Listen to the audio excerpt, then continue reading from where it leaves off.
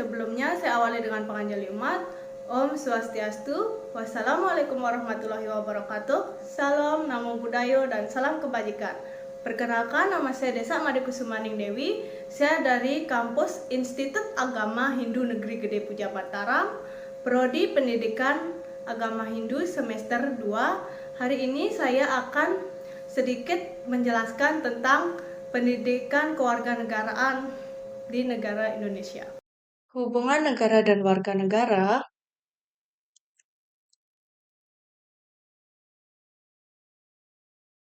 Pengertian kewarganegaraan adalah status hukum yang menunjukkan hubungan individu dengan suatu negara. Ini memberikan hak-hak dan kewajiban tertentu kepada individu, seperti hak untuk tinggal dan bekerja di negara tersebut, serta kewajiban untuk mematuhi hukum dan konstitusi negara tersebut. Kewarganegaraan dapat diperoleh melalui kelahiran, keturunan, naturalisasi, atau proses khusus lainnya yang ditetapkan oleh hukum negara. Selanjutnya, pengertian negara. Negara adalah suatu entitas politik yang memiliki kedaulatan atas wilayah tertentu dan diakui oleh komunitas internasional. Negara memiliki beberapa unsur pokok, yaitu wilayah, penduduk, pemerintahan yang berdaulat, dan pengakuan dari negara lain. Fungsi utama negara mencakup menjaga keamanan dan ketertiban, melindungi hak-hak warga negara, menyediakan layanan publik, dan menjaga kebijakan luar negeri. Selanjutnya, tujuan negara. Tujuan negara adalah untuk mengamankan kedaulatan dan keamanan, menjaga ketertiban sosial, menciptakan kesejahteraan bersama, menekankan keadilan, memajukan pembangunan ekonomi, dan mewakili serta melayani kepentingan masyarakat. Selanjutnya, hubungan negara dan warga negara. Hubungan negara dan warga negara adalah suatu hubungan yang saling ketergantungan yang didasarkan pada pihak dan kewajiban. Negara memberikan perlindungan dan layanan kepada warga negaranya, sementara warga negara memiliki kewajiban untuk mematuhi hukum dan konstitusi negara serta berkontribusi pada pembangunan dan kesejahteraan masyarakat. Warga negara juga memiliki hak-hak yang dijamin dan dilindungi oleh negara, seperti hak atas kebebasan berpendapat, hak atas perlindungan hukum, hak atas layanan kesehatan dan pendidikan. Hubungan ini menciptakan suatu kontrak sosial antara negara dan warga negara, di mana kedua belah pihak saling memenuhi hak dan kewajiban masing-masing demi kepentingan bersama. Selanjutnya, pengertian hak dan kewajiban beserta contohnya. Hak adalah klaim untuk kebebasan yang dimiliki individu atau kelompok dalam suatu masyarakat yang diakui atau dilindungi oleh hukum. Contohnya adalah hak atas kebebasan berbicara, hak atas pendidikan, hak atas perlakuan yang adil dalam sistem peradilan.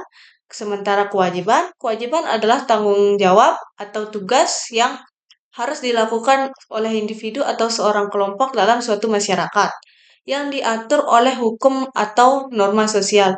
Contohnya adalah kewajiban untuk membayar pajak, kewajiban untuk mematuhi hukum, dan kewajiban untuk membantu sesama dalam situasi darurat.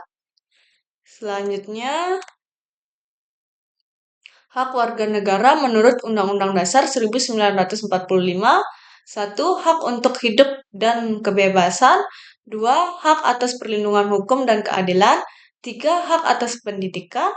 4. Hak atas kesehatan. 5. Hak atas pekerjaan dan penghidupan yang layak. 6.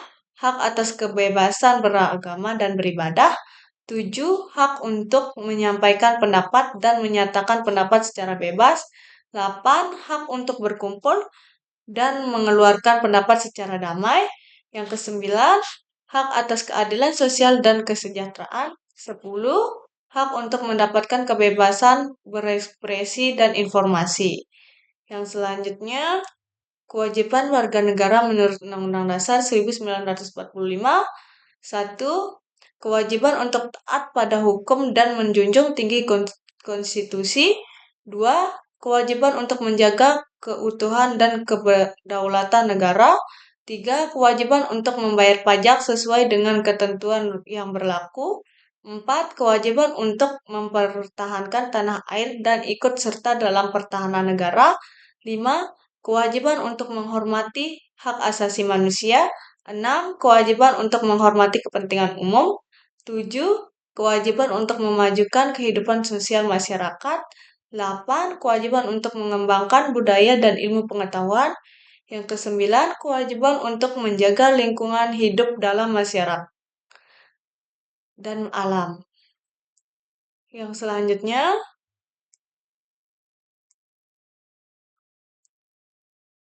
hubungan negara dan warga negara dalam pendidikan kewarganegaraan. Dalam pendidikan kewarganegaraan, hubungan antara negara dan warga negara sangat penting dan melibatkan beberapa aspek, yaitu yang pertama adalah hak dan kewajiban. Pendidikan kewarganegaraan mengajarkan warga negara tentang hak-hak mereka seperti hak atas kebebasan berpendapat, hak untuk memilih, dan hak untuk mendapatkan pendidikan. Yang kedua, partisipasi aktif. Salah satu tujuan utama pendidikan kewarganegaraan adalah mendorong warga negara untuk berpartisipasi aktif dalam kehidupan sosial, politik, dan sosial. Ini mencakup pemahaman tentang proses pemilihan umum, secara menyuarakan pendapat dan berperan dalam organisasi masyarakat. Yang ketiga, pendidikan moral dan etika. Negara melalui pendidikan kewarganegaraan bertujuan membentuk karakter warga negara yang bermoral dan beretika.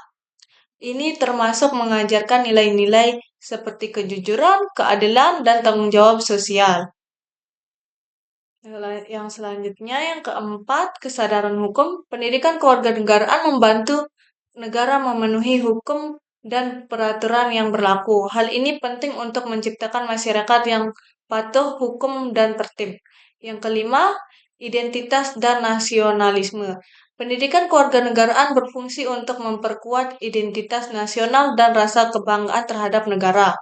Ini mencakup pemahaman sejarah nasional, simbol-simbol negara dan budaya. Sedangkan yang keenam, toleransi dan keberagaman. Dalam negara yang multikultural, pendidikan kewarganegaraan menekankan pentingnya toleransi dan menghargai keberagaman. Warga negara diajarkan untuk berdampingan secara harmonis dengan orang-orang dari latar belakang yang berbeda.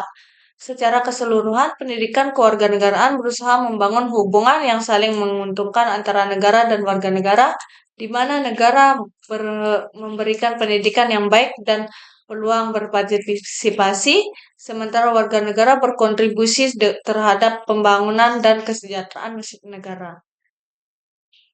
Yang selanjutnya, kesimpulan. Jadi kesimpulan dari pembahasan yang tadi saya bahas adalah negara adalah entitas politik berdaulat yang diakui internasional dengan fungsi menjaga keamanan, ketertiban, dan kesejahteraan warga negara. Kewarganegaraan memberikan individu hak dan kewajiban seperti hak atas perlindungan hukum dan kewajiban pembayaran pajak.